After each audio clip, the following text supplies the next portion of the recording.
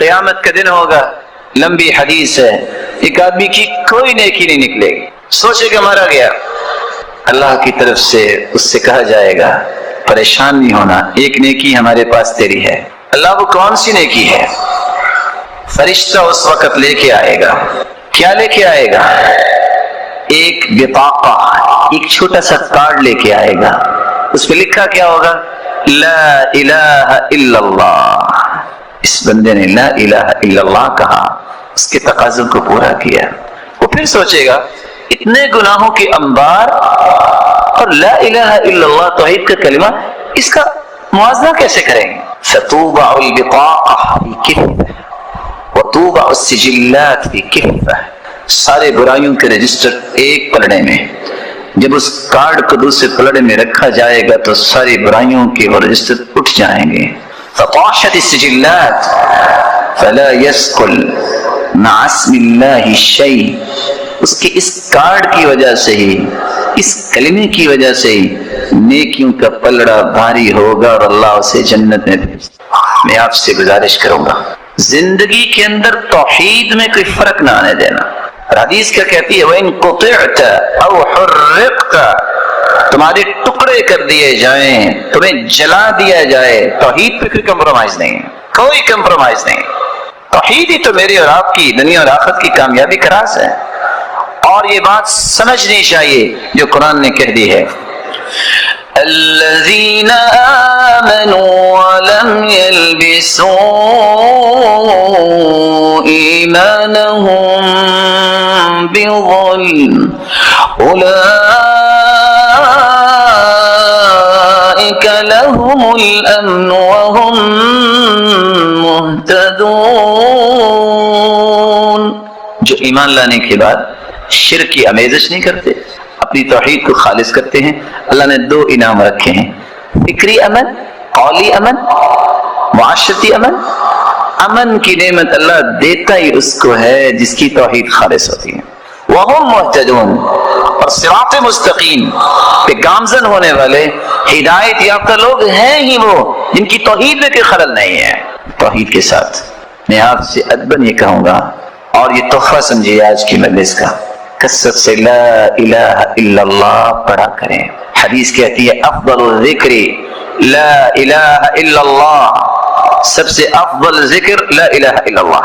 اور رسول اللہ صلی اللہ علیہ وسلم نے فرمایا ان قول لا الہ الا اللہ تدفع عن قائلها 99 من البلاء ادناها الہم، جو کثرت سے لا الہ الا اللہ کہتا ہے 99 بلائیں اللہ عز وجل اس کی دور فرما دیتے ہیں۔ ادناها الہم، اور سب سے گھٹیا بلا غم ہے۔ اس کا مطلب یہ نکلا کہ 98 بلائیں تو غم سے بھی بڑی بڑی اللہ عز وجل دور فرما دیتے ہیں۔ رسول اللہ صلی اللہ علیہ وسلم نے فرمایا من لازم الاستغفار جعل اللہ له من كل هم فرجا ومن كل ضيق مخرجا ورزقه من حيث لا يحتسب، جو استغفار کو لازم پکڑتا ہے، اور دوسری روایت کے لفظ من اکثر الاستغفار، جو کثرت سے استغفار کرتا ہے، جعل اللہ له من كل هم فرجا، اس کی بخشش تو ہوگی قیامت۔ اللہ انعامات سے تو نوازیں گے، لیکن دنیا میں بھی اللہ رب العزت اس کے غم کو خوشی میں تبدیل فرما دے، ومن كل ضيق مخرجا، اور اس کی تنگی کو آسانی بنا دے، ورزقه من حيث لا يحتسب، اور اللہ رب العزت وہاں سے اس کو رزق عطا کرتے ہیں دنیا میں جہاں سے اس کا گمان بھی۔ اور قرآن مجید میں اللہ رب العزت اس لیے فرماتے ہیں، نوح علیہ السلام کی حکایت کرتے، فَقُلْتُ اسْتَغْفِرُوا رَبَّكُمْ إِنَّهُ كَانَ غَفَّارًا يُرْسِلِ السَّمَاءَ عَلَيْكُمْ مِدْرَارًا وَيُمْدِدْكُمْ بِأَمْوَالٍ وَبَنِينَ وَيَجْعَلْ لَكُمْ جَنَّاتٍ وَيَجْعَلْ لَكُمْ أَنْهَارًا مَا لَكُمْ لَا تَرْجُونَ لِلَّهِ وَقَارًا۔ تم استغفار کر لو اللہ رب العزت تمہارے گناہوں کو معاف فرمائے۔ یرسل السماء علیکم مدرارا، یہ پانی انسانی زندگی کا راز ہے، تم پہ موسلا دھار بارشیں اللہ برسائے۔ وَيُمْدِدْكُمْ بِأَمْوَالٍ، تو مال و دولت کی قلت کی شکایت کرتے ہو، استغفار کر لو، اللہ رب العزت تمہیں مال و دولت پہ فراوانی عطا فرمائے۔ وَبَنِينَ، تم اولاد کی نعمت کو ترستے ہو، استغفار کر لو، اللہ تمہیں اولاد کی نعمت سے نواز دے۔ وَيَجْعَلْ لَكُمْ جَنَّاتٍ، تم پھلوں سے ترستے ہو، اللہ تمہیں باغات کا مالک بنے۔ وَيَجْعَلْ لَكُمْ أَنْهَارًا، تم پانی کی بوند بوند سے ترستے ہو، اللہ رب العزت تو تمہارے لیے نہریں جاری کریں گے، نہروں کا بندوبست فرما دیں۔ وَيَجْعَلْ لَكُمْ جَنَّاتٍ وَيَجْعَلْ لَكُمْ أَنْهَارًا مَا لَكُمْ لَا تَرْجُونَ لِلَّهِ وَقَارًا، تو تمہیں کیا ہو گیا ہے پھر بھی تم اللہ رب العزت کے وقار کو نہیں سمجھتے۔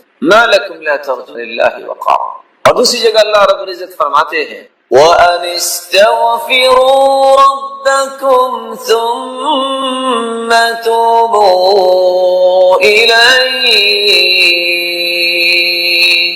يُمَتِّعْكُمْ مَتَاعًا حَسَنًا إِلَىٰ أَجَلٍ مُّسَمًّى، استغفار تم جب تک زندہ رہو گے اللہ تمہیں سکون اور وقار کی زندگی نصیب فرمائے۔ استغفار کا فائدہ آخرت میں تو ہے لیکن دنیا بھی سنورتی۔ اور تیسری جگہ اللہ رب العزت فرماتے ہیں وَيَا قَوْمِ اسْتَغْفِرُوا رَبَّكُمْ ثُمَّ تُوبُوا إِلَيْهِ يُرْسِلِ السَّمَاءَ عَلَيْكُمْ مِدْرَارًا وَيَزِدْكُمْ قُوَّةً إِلَىٰ قُوَّتِكُمْ وَلَا تَتَوَلَّوْا مُجْرِمِينَ۔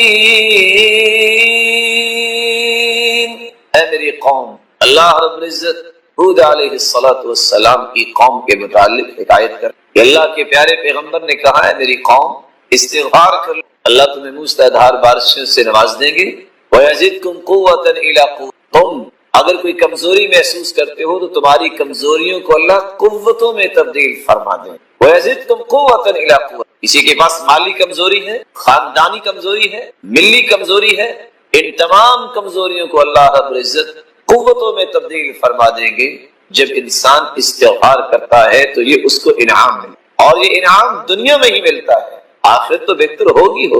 اللہ رب العزت ہمیں عبادت کا مقصد سمجھنے کی توفیق عطا فرمائے اور یہ یقین کرنے کی توفیق عطا فرمائے کہ عبادت سے آخرت بھی بنتی ہے، اس سے دنیا بھی بنتی ہے۔ آپ صلی اللہ علیہ وآلہ وسلم نے سلام کے بعد بیٹھ کے ان اذکار سے، ان دعاؤں سے فرار حاصل کرنا یہ اصل میں خسارے کا، اور میری سمجھ سے ظاہر ہے کہ وہ بیچارے جن کو میں فکری مسکین نہیں کہہ سکتا ہوں، اللہ تعالیٰ ان کے حال پہ رحم فرمائے، جو امت کو بجائے یہ ذکر سکھانے، یہ دعائیں سکھانے کے بعد، سلام پھیرنے کے بعد کچھ پڑھنے کی بجائے نہ جانے کیا پڑھتے ہیں، ہاتھ اٹھتے ہیں اللہم انت السلام ومنک السلام والیک یرجع السلام وحیینا ربنا بالسلام کہہ کے چہرے پہ ہاتھ پھیر کے کہتے ہیں دعا بھی ہوگی، سب کچھ ہو کر لوگ چلے جاتے ہیں۔ جب تک بندہ اپنی جگہ پہ بیٹھ کے ذکر کرتا ہے اتنے فرشتے آسمانوں سے اترتے حتی یملأ ما بین السماء والارض، زمین اور آسمان کا خلا فرشتوں سے بھر جاتا ہے جو تین دعائیں کرتے ہیں یا اللہ اسے معاف کر دے، اس پہ رحمت فرما، اس کی توبہ کو قبول فرما۔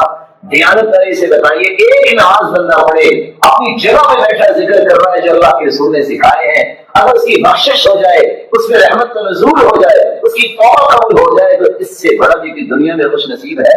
اس لیے میرے معزز، میرے محترم، ان دعاؤں کو یاد کیجیے، ان اذکار کو یاد کیجیے۔ سلام کہنے کے بعد ہمیں کیا کرنا چاہیے؟ رسول اللہ صلی اللہ علیہ وسلم کی صحابی عبداللہ ابن عباس رضی اللہ تعالیٰ عنہ سے نبی ہے اور فرماتے ہیں كنا نعرف انقضاء صلاة النبی صلی اللہ علیہ وسلم بالتکبیر، جب نماز ختم ہوتی تو ہمیں پتہ چل جاتا، کیسے؟ صحابہ کرام کہتے اللہ اکبر، پتہ کیسے چلتا کہ نماز ختم ہو گئی ہے؟ سلام کہنے کے بعد اللہ اکبر الفاظ تکبیر، اللہ اکبر کہنے کے بعد رسول اللہ صلی اللہ علیہ وسلم جب سلام پھیرتے استغفر ثلاثا، تین مرتبہ استغفر اللہ استغفر اللہ استغفر اللہ کہتے، وقال اور پھر یہ کہتے اللہم انت السلام ومنک السلام تبارکت یا ذا الجلال والاکرام، ان الفاظ کو بھی ادا کیے کرتے۔ رسول اللہ صلی اللہ علیہ وآلہ وسلم نے معاذ بن جبل کو یہ دعا بھی سکھائی جو بڑی ہی آسان اور بڑی ہی خوبصورت دعا ہے، اللہم اعنی علی وشکرک وحسن عبادت. یہ کتنی خوبصورت دعا ہے.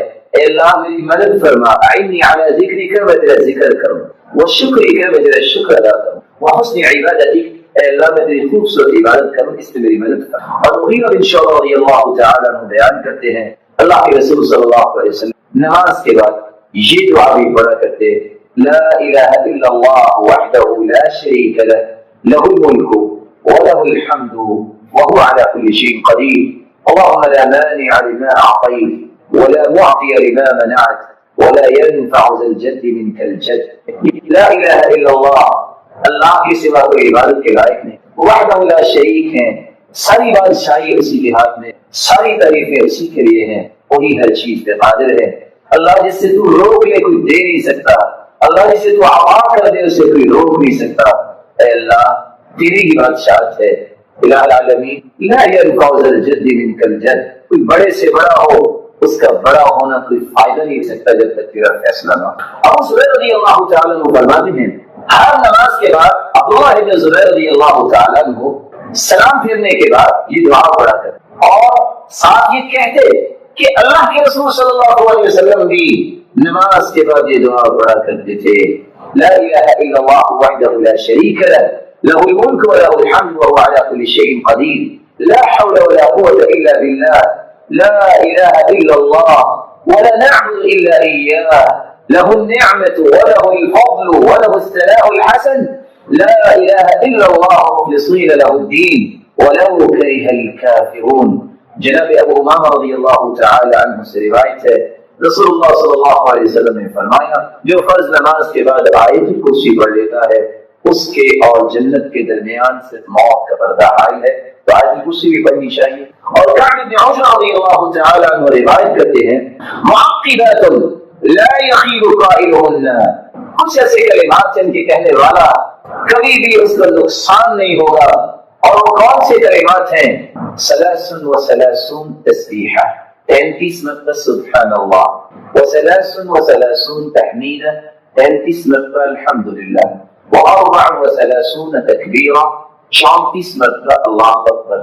یہ کلمات جو کہہ دیتا ہے کبھی بھی وہ نقصان نہیں اٹھائے گا. اور دوسری روایت کے الفاظ ہیں اگر آپ 33 مرتبہ سبحان اللہ، 33 مرتبہ الحمدللہ، 33 مرتبہ اللہ اکبر کہیں یہ ہو جائے گی 99. اور 100 پورا کرتے وقت یہ کہیں لا الہ الا اللہ وحدہ لا شریک لہ، لہ الملک ولہ الحمد وهو على كل شيء قدیر. صحیح مسلم کی روایت ہے 1351. تو جتنے بھی انسان کے گناہ ہوں گے اللہ ذوالجلال اس کو معاف فرما دیتے ہیں. آپ کبھی یہ کر سکتے ہیں اور کبھی یہ کر سکتے ہیں. اور تیسرا طریقہ بھی یہ ہے کہ آپ 10 مرتبہ سبحان اللہ، 10 مرتبہ الحمدللہ اور 10 مرتبہ اللہ اکبر بھی کہہ سکتے ہیں. براء بن عازب رضی اللہ تعالی عنہ روایت کرتے ہیں ہم اللہ کے رسول کے پیچھے نماز پڑھ رہے تھے، ہمارا یہ ذہن ہوتا تھا کہ ہم دائیں طرف بیٹھے کہ آپ کا چہرہ انور دائیں طرف پہلے سلام پھیرے گی تو نظر آئے گا، آپ صلی اللہ علیہ وسلم ہماری طرف متوجہ ہوں گے. میں نے سنا آپ نماز سے فارغ ہوئے تو آپ یہ دعا بھی کر رہے تھے رب قنی عذابک یوم تبعث او تجمع عبادک، رب قنی عذابک، اے اللہ تو مجھے اپنے عذاب سے بچا. کب؟ یوم تبعث عبادک او تجمع عبادک، جب تو پوری کائنات کو اپنے پاس جمع کر. یہ وہ دعائیں ہیں جو رسول اللہ صلی اللہ علیہ وسلم سلام کے بعد مانگا کرتے. ایک مسلمان جب قرآن مجید کی تلاوت کرے، جب قرآن مجید کو پڑھے، اس کے سامنے کون سے اہداف ہونے چاہیے، کون سے مقاصد ہونے چاہیے؟ بندہ مومن جس کو توفیق مل جائے کہ میں نے قرآن کو پڑھنا ہے، اسے چاہیے کہ 5 اہداف کو سامنے رکھے. سب سے پہلا ہدف قراءۃ القرآن بقصد العلم والمعرفہ، قرآن اس نظریے سے پڑھے کائنات میں سب سے بڑا علم قرآن کا علم، سب سے بڑی معرفت قرآن کی معرفت. سیدنا عبداللہ بن مسعود رضی اللہ تعالی عنہ وارضاہ اس لیے کہا کرتے اذا اردتم العلم فانثروا هذا المصحف فان فيه علم الاولین والآخرین. اذا اردتم العلم، اگر تمہارے اندر علم کی خواہش پیدا ہو جائے کہ میں نے علم سیکھنا ہے، مجھے معرفت و عرفان چاہیے، مجھے پہچان چاہیے، اگر تم زندگی کے حقائق کا ادراک کرنا چاہتے ہو تو اس قرآن کو کھول لیا کرو۔ فإن فيه علم الأولين والآخرين، اس قرآن کے اندر پہلی تمام الہامی کتابوں کا بھی علم ہے، والآخرین، اور قیامت تک آنے والی انسانیت کی ضروریات کا بھی علم ہے۔ یہی وجہ ہے مسروق ابن الاجدع کہا کرتے تھے ما نسأل اصحاب محمد صلی اللہ علیہ وسلم عن شيء الا وعلمهم في القرآن ولكن قصر علمنا منه۔ ہم جب بھی صحابہ کرام رضی اللہ عنہم وارضاہم سے کوئی سوال کرتے تو وہ جواب قرآن مجید سے دیتے، ولیکن قصر علمنا منه، آج ہمارا علم ناقص ہو گیا ہے اس لیے ہمیں قرآن سے جواب نہیں۔ رسول اللہ صلی اللہ علیہ وسلم کے صحابی ابو ہریرہ رضی اللہ تعالی عنہ اس لیے کہا کرتے البیت الذی یتلی فی کتاب اللہ کیسر خیر، وہ گھر جس میں اللہ کی کتاب کی تلاوت کی جاتی ہے اس گھر کی خیر و برکت زیادہ ہو جاتی ہے۔ وحضرت الملائکہ، اور اس گھر میں اللہ کے نورانی فرشتے حاضر ہو جاتے ہیں۔ وخرجت منہ الشیاطین، اور شیاطین اس گھر سے بھاگ جاتے ہیں۔ والبیت الذی لا یتلی فی کتاب اللہ، اور وہ گھر جس گھر میں اللہ کے کلام کی تلاوت نہ ہو، قل خیرہ ضاق بأہلہ، وہ گھر تنگی داماں کی شکایت کرتا ہے۔ وقل خیرہ، اور اس گھر کی خیر و برکت ختم ہو جاتی ہے۔ وحضرت الشیاطین، اور شیاطین اس گھر میں ڈیرے جما لیتے۔ وخرجت منہ الملائکہ، اور نورانی فرشتے اللہ کی رحمت کے فرشتے اس گھر سے چلے جاتے۔ اور رسول اللہ صلی اللہ علیہ وسلم پر قرآن نازل ہوا، اس میں واقعتاً سب سے بڑی علم و معرفت۔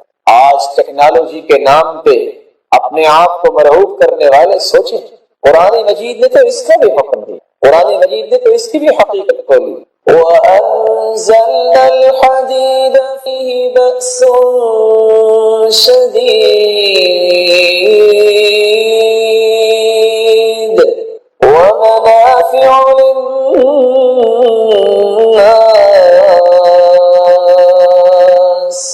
لوہے کو ہم نے اتارا ہے، اس میں پروفٹ بھی ہے اور پاور بھی ہے۔ پوری کی پوری ٹیکنالوجی اس آیت کے گرد طواف کرتی ہے، اور آج لاکھ میں گلیکٹک سسٹم قرآن مجید کی ایک آیت کو اگر انسان سمجھ لے تو اس کا طواف کرتے نظر آتا ہے۔ قرآن مجید میں اللہ رب العزت فرماتے ہیں وَالشَّمْسُ تَجْرِي لِمُسْتَقَرٍّ لَهَا، اور دوسری جگہ فرمایا إِنَّ فِي خَلْقِ السَّمَاوَاتِ وَالْأَرْضِ وَاخْتِلَافِ اللَّيْلِ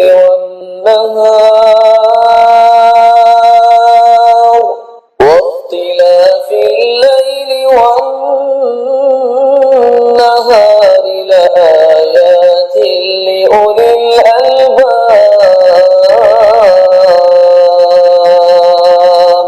یہ دن رات کی آمد و رفت میں نشانیاں اللہ نے رکھی ہے عقل والوں کی۔ سورج اپنے مدار پہ ہے، چاند اپنی جگہ گردش کر رہا ہے، ستاروں کے بارے میں اللہ رب العزت فرماتے ہیں کل فی فلک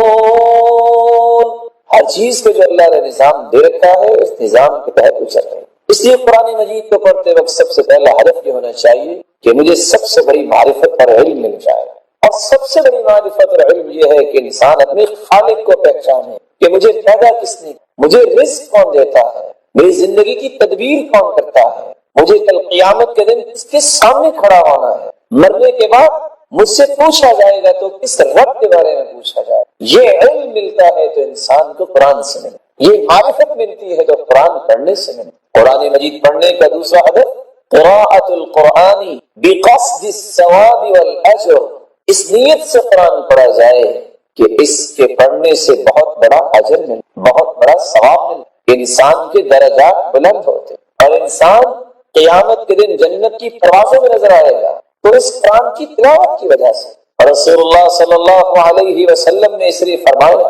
من قرأ حرفا من کتاب اللہ فلہ بہ حسنہ والحسنۃ بعشر امثالها، جو ایک حرف کی تلاوت کرتا ہے اللہ رب العزت اسے 10 نیکیاں عطا فرماتا ہے۔ قرآن مجید پڑھتے وقت تیسرا ہدف یہ سامنے آنا چاہیے قراءۃ القرآن بقصد العمل، قرآن اس لیے پڑھا جائے کہ میں نے اس کی تعلیمات کی روشنی میں اپنی زندگی کے زاویوں کو درست کرنا ہے، اپنے رویوں کی نوک پلک ٹھیک کرنی ہے۔ آجری اس لیے فرماتے ہیں قرآن کی تلاوت صحیح وہ کرتا ہے جو قرآن کو کھول کے بیٹھ جاتا ہے۔ جب متقین کا تذکرہ آتا ہے تو رک کر سوال کرتا ہے میرے مالک یہ تو متقین ہیں اور تقوی اختیار کرنے والے ہیں اور یہ ان کا انعام ہے، میں کب متقین کے صف میں کھڑا ہوں؟ فائزین کا تذکرہ آتا ہے تو کہتا ہے میرے مالک میں کب کامیاب لوگوں میں شامل ہوں۔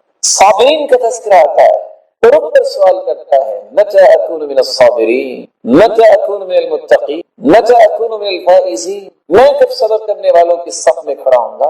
خواہش نفس کو کنٹرول کرنا اور اس کو توڑنے والوں کا تذکرہ آتا ہے تو کہتا ہے اے اللہ میں ان لوگوں کے صف میں کیسے آؤں گا جنہوں نے تیری رضا کے لیے سب کچھ چھوڑا۔ رسول اللہ صلی اللہ علیہ وسلم نے اس قرآن کے ذریعے کی تبدیلی پیدا کی، اور حسن بصری رحمۃ اللہ علیہ کہا کرتے تھے امر الناس ان يعملوا بالقرآن، لوگوں کو حکم دیا گیا کہ وہ قرآن پر اور قرآن پہ عمل کریں، اتخذوا تلاوته عملا، انہوں نے اس کی تلاوت کو ہی عمل سمجھا۔ اللہ رب العزت ہمیں قرآن مجید کو علم و معرفت کے اور عمل کے لیے پڑھنے کی توفیق عطا فرمائے۔ قرآن مجید کو پڑھا جائے تو عمل کے لیے پڑھا جائے، کیونکہ صحابہ کرام رضوان اللہ تعالی علیہم اجمعین کا معمول یہ تھا۔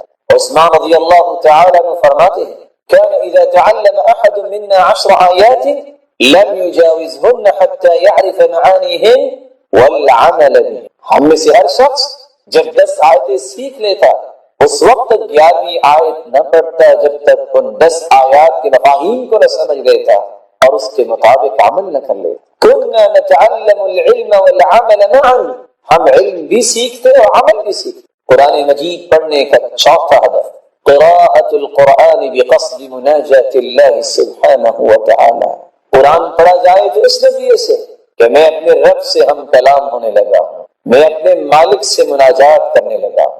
رسول اللہ صلی اللہ علیہ وسلم قرآن ایسے ہی پڑھا کرتے۔ یہ وصف کسی کو سمجھ میں آ جائے تو پھر قرآن کی لذتیں گشار ہوتی، قرآن کی حلاوتیں پھر اس کو نصیب ہو جاتی، ایک ایک آیت پہ راتیں گزر جاتی ہیں، کیسے رسول اللہ صلی اللہ علیہ وسلم نے ایک آیت پہ رات گزار دی۔ إن تعذبهم فإنهم عبادك وإن تغفر لهم فإنك أنت العزيز الحكيم۔ اے میرے مالک اگر تو اپنی مخلوق کو عذاب دے تو یہ تیری بندے اور تجھے کوئی پوچھنے والا تو نہیں، اور اگر تو ان کو معاف کر دے تو میرے مالک تو معاف تو کر سکتا ہے، تو انہیں کسی سے مشورہ تو نہیں کرنا۔ کس طرح صحابہ کرام کی زندگیوں میں بھی یہ چیز تھی، قرآن مجید کی ایک ایک آیت پہ ہاتھ گزار۔ ایک مسلمان اگر غسل جنابت کرنا چاہتا ہے تو اسے چند چیزوں کا خیال رکھنا چاہیے۔ سب سے پہلی بات رسول اللہ صلی اللہ علیہ وسلم کی حدیث کی روشنی میں، جو حدیث سیدنا انس رضی اللہ تعالی عنہ سے مروی ہے اور جامع الترمذی میں حدیث کا نمبر ہے 5 اور 6 اور سنن ابن ماجہ میں 296 نمبر روایت ہے۔ كان النبي صلى الله عليه وسلم إذا دخل الخلاء قال اللهم إني أعوذ بك من الخبث والخبائث۔ آج کل کے سسٹمز کو سامنے رکھتے ہوئے واش روم میں جانا، باتھ روم میں جانے کے لیے انسان کو یہ دعا پڑھ کے ہی داخل ہونا چاہیے تاکہ کسی قسم کی شیطانی وسوسوں اور شیطانی شرور سے اللہ تعالیٰ اس کی حفاظت فرمائے۔ رسول اللہ صلی اللہ علیہ وسلم نے جہاں اس دعا کی رہنمائی دی ہے، دوسرا کام یہ بتایا ہے کہ غسل کرنے سے پہلے اپنے دونوں ہاتھوں کو اچھی طرح دھویا جائے۔ سیدہ عائشہ رضی اللہ تعالی عنہا صحیح بخاری کی 248 نمبر روایت ہے، بیان کرتی ہیں ان النبی صلی اللہ علیہ وسلم كان اذا اغتسل من الجنابة بدأ فغسل يديه۔ آپ صلی اللہ علیہ وسلم جب غسل جنابت کرنا چاہتے تو سب سے پہلے اپنے دونوں مبارک ہاتھوں کو دھویا کر۔ اور دوسری روایت کے الفاظ ہیں، یہ روایت صحیح مسلم میں بھی موجود ہے 718 نمبر پہ، اور سنن ابی داود میں بھی 243 نمبر پہ موجود۔ سیدہ میمونہ رضی اللہ تعالی عنہا جو آپ کی زوجہ مطہرہ ہیں، وہ بیان کرتی ہیں جو صحیح بخاری کی 275 نمبر روایت ہے کہ آپ جب دونوں ہاتھوں کو دھوتے تو اس وقت آپ کا انداز یہ ہوتا ثم صب بیمینہ علی شمالی، دائیں ہاتھ سے پانی لے کے بائیں ہاتھ پہ ڈالتے اور پھر اپنے دونوں ہاتھوں کو اچھی طرح دھو لیا کرتے۔ پھر اس کی مزید تفصیل بیان کرتے ہوئے خود سیدہ میمونہ رضی اللہ تعالی عنہ بیان کرتی ہیں کہ آپ ایک مرتبہ دھوتے یا 2 مرتبہ دھوتے یا 3 مرتبہ دھوتے۔ فرماتی ہیں فغسل یدہ مرتین او ثلاثا، رسول اللہ صلی اللہ علیہ وسلم دعا پڑھنے کے بعد جو رہنمائی دے رہے ہیں کہ دونوں ہاتھوں کو دھویا جائے 2 مرتبہ یا 3 مرتبہ، یہ صحیح بخاری کی 275 نمبر روایت ہے۔ تیسرا کام غسل جنابت میں ان اللہ لا یستحی من الحق، اللہ تعالیٰ حق کو بیان کرنے سے حیا نہیں کرتے۔ سیدہ میمونہ رضی اللہ تعالی عنہ بیان کرتی ہیں، اور صحیح بخاری کی 249 نمبر روایت اور صحیح مسلم کی 718 نمبر روایت اور جامع ترمذی میں 104 نمبر اور سنن ابی داود میں 243 نمبر اور سنن النسائی میں 416 نمبر اور سنن ابن ماجہ میں 573 نمبر یہ روایت ہے۔ وغسل فرجہ وما اصابہ من الاذى، اپنے پہلے ہاتھوں کو دھونے کے بعد پھر استنجا کیا جائے اور جہاں بھی جسم پہ کوئی علائش یا نجاست لگ گئی ہے تو وہاں سے اس کو دھو دیا جائے۔ چوتھا کام جو رسول اللہ صلی اللہ علیہ وسلم نے سمجھایا ہے، اپنے ہاتھوں کو دوبارہ سے مٹی پہ رگڑ کر صاف کرنا استنجا کے بعد۔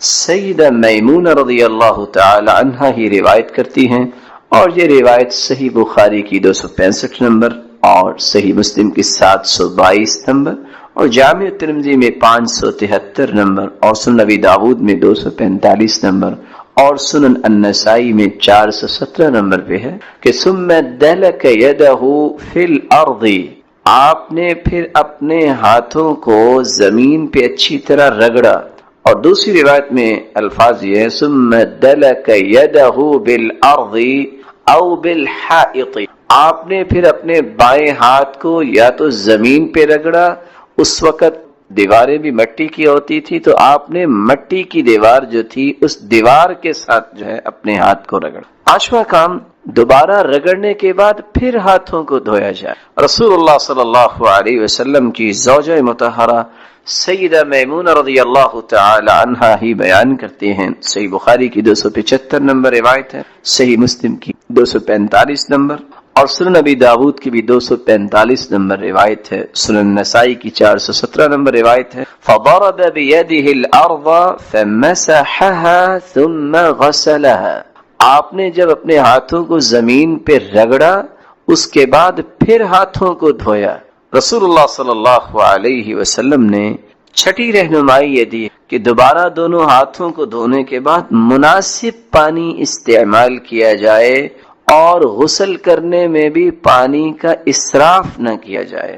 سیدنا انس رضی اللہ تعالی عنہ روایت کرنے والے ہیں، اور یہ روایت صحیح بخاری کی 251 نمبر روایت ہے۔ رسول اللہ صلی اللہ علیہ وسلم کے صحابی کی یہ روایت 737 نمبر پہ صحیح مسلم میں بھی موجود ہے، اور روایت کے لفظ یہ ہیں کان النبی صلی اللہ علیہ وسلم یتوضأ بالمد، آپ ایک مد کے ساتھ وضو کیا کرتے، وَيَغْتَسِلُ بِالصَّاعِ، اور ایک صاع کے ساتھ آپ غسل کیا کرتے، اِلَى 5 امداد، 5 مدوں تک۔ یہ وہ پیمانے ہیں جو عہد نبوی میں استعمال کیے جاتے تھے۔ ان پیمانوں کا وزن کیا ہے؟ آپ غسل اور وضو کرتے تو کتنے پانی کا؟ 1 مد 9 چٹانگ پر مشتمل ہوتا ہے۔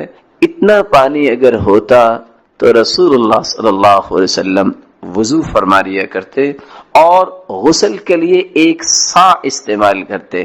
آج کل اگر اس پیمانے کے مطابق وزن نکالا جائے تو 2 کلو اور 11 ٹانک اتنے پانی میں سے آپ غسل فرما لیا کرتے، اور مقصود یہ ہے کہ رسول اللہ صلی اللہ علیہ وسلم نے پانی کا اسراف، رسول اللہ صلی اللہ علیہ وسلم نے جب غسل کیا تو رسول اللہ صلی اللہ علیہ وسلم 7واں کام یہ سمجھایا کہ تمہیں وضو کرنا ہے جس طرح نماز کے لیے وضو کیا جاتا ہے۔ رسول اللہ صلی اللہ علیہ وسلم کی زوجہ مطہرہ عائشہ رضی اللہ تعالی عنہا ہی روایت کرتی ہیں، اور یہ روایت صحیح بخاری کی 248 نمبر اور 718 نمبر، صحیح مسلم کی روایت ہے، اور جامع الترمذی میں 104 نمبر اور سنن ابی داود میں 241 نمبر اور سنن النسائی میں 418 نمبر پہ یہ روایت موجود ہے۔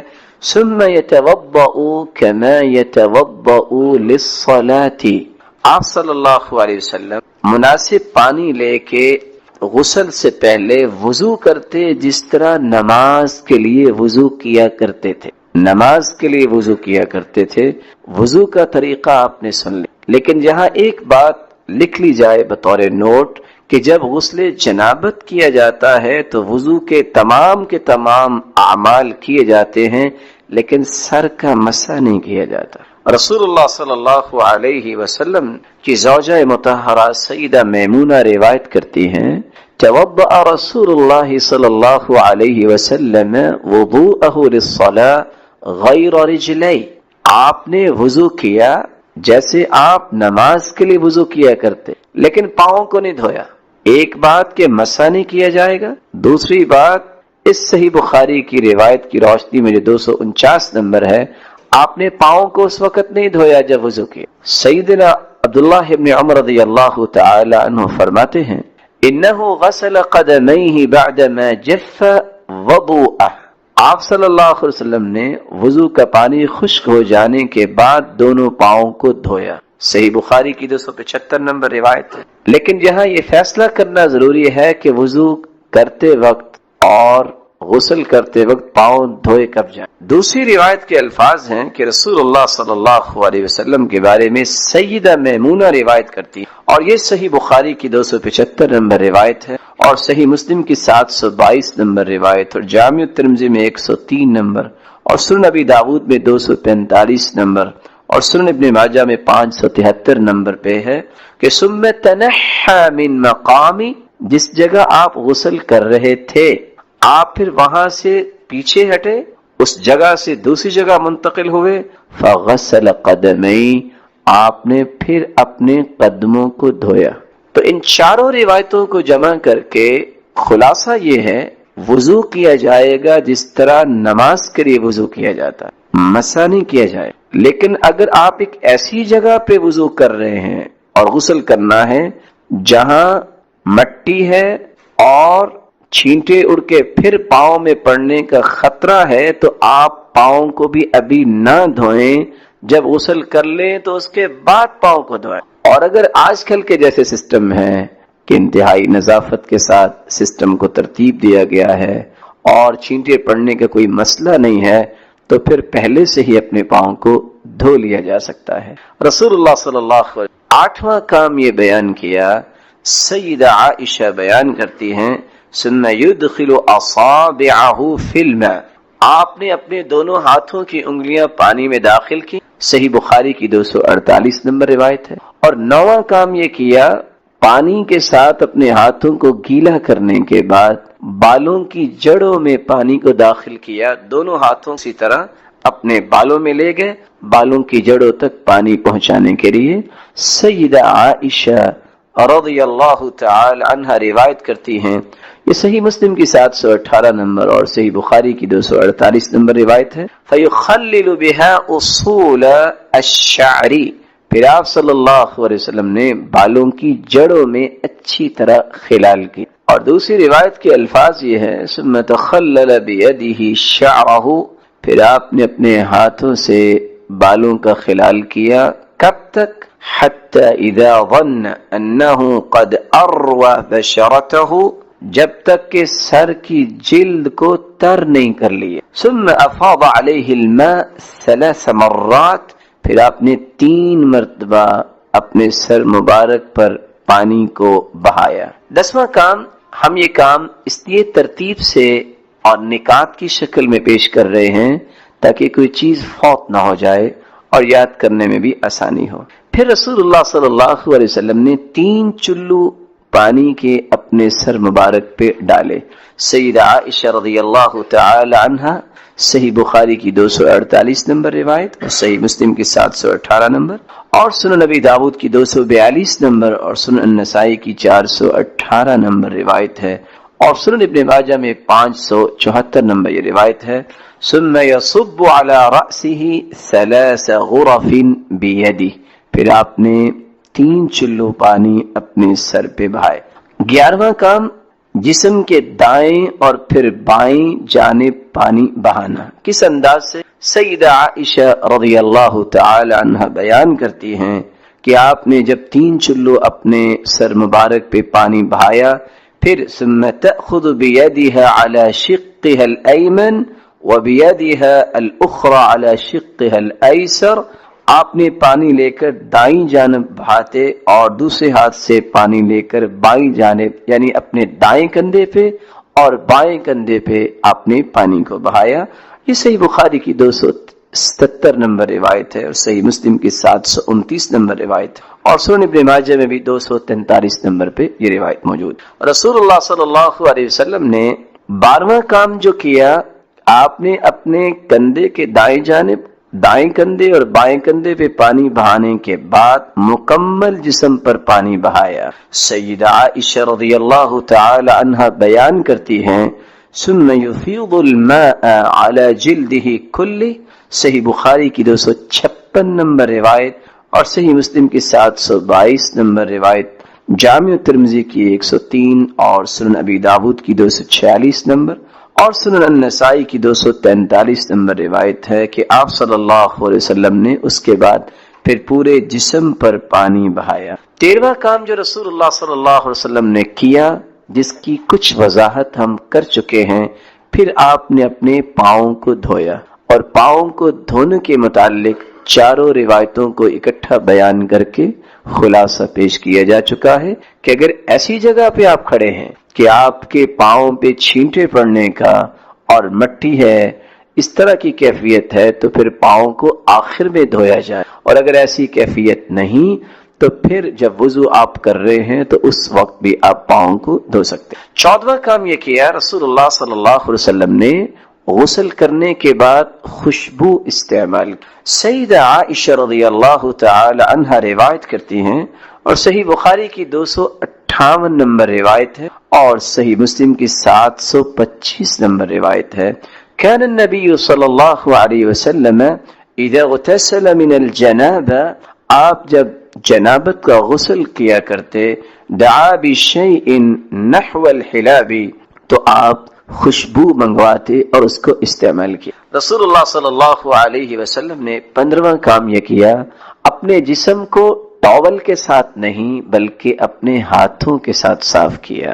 رسول اللہ صلی اللہ علیہ وسلم کی زوجہ مطہرہ سیدہ میمونہ رضی اللہ تعالی عنہ روایت کرتی ہیں، صحیح بخاری کی 275 نمبر روایت ہے، فناولته ثوبا، میں نے آپ صلی اللہ علیہ وسلم کو ایک کپڑا دیا، فلم یأخذہ، آپ نے لیا ہی نہیں، فانطلق، آپ وہاں سے چلے، وہو ینفض بیدیہ، اور اپنے جسم مبارک سے اپنے ہاتھ سے پانی کو جھاڑ رہے تھے۔ اور دوسری روایت بھی سیدہ میمونہ رضی اللہ تعالی عنہ کی ہے، اور یہ روایت صحیح بخاری کی 259 نمبر اور صحیح مسلم کی 724 نمبر اور سنن ابی داؤد کی 245 نمبر ہے، جس میں روایت کے الفاظ یہ ہیں، ثم اتی بمندیل فلم ينفض بها، آپ صلی اللہ علیہ وسلم کو ٹاول دیا گیا لیکن آپ نے اس کو لینے سے انکار کر دیا، فلم ينفض بها، آپ نے لیا اور لے کے رکھ دیا اور اس کے ساتھ اپنے جسم مبارک کو خشک نہیں کیا۔ اور تیسری روایت کے الفاظ یہ ہیں، فأتيته بخرقة فلم يردها، صحیح بخاری کی 2741 نمبر روایت ہے، رسول اللہ صلی اللہ علیہ وسلم کو ان کی زوجہ مطہرہ نے تولیہ پیش کیا تو آپ نے اس کو لینے کا ارادہ ہی نہیں کیا۔ تو 274 نمبر یہ روایت اور پچھلی دونوں روایتیں اس بات کی وضاحت کرتی ہیں کہ غسل جنابت کے بعد بہتر یہ ہے کہ اپنے جسم کو ٹاول سے صاف نہ کیا جائے بلکہ اپنے ہاتھوں سے پانی کو دور کیا جائے۔ اور اس کا سبب کیا ہے؟